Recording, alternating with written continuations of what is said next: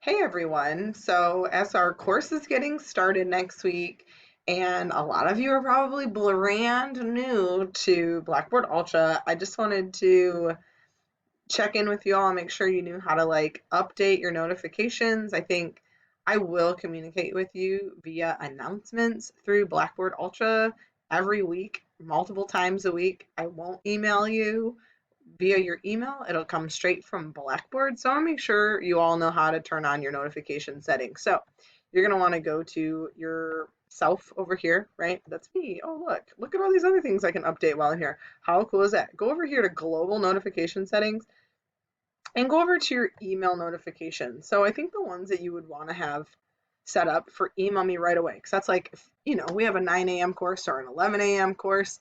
I want to reach out to you if I wake up sick and we have to cancel something. Like, you want to get notification of that immediately. That's my personal opinion of it.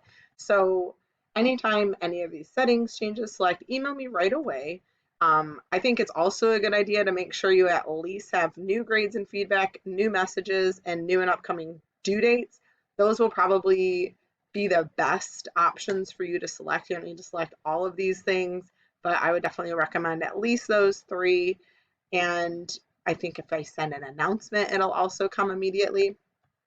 Also, you want to make sure that you're checking your Schoolcraft email account. If you don't like to check your Schoolcraft email account, you can honestly find different ways to forward your Schoolcraft Gmail to maybe your personal Gmail account. So then you might get a notification of it on your phone without having to log into Ocelot Access and do all that. So there's different resources on the internet. If you just put in how to forward my email, you will be able to find it. So good luck. I can't wait to meet you all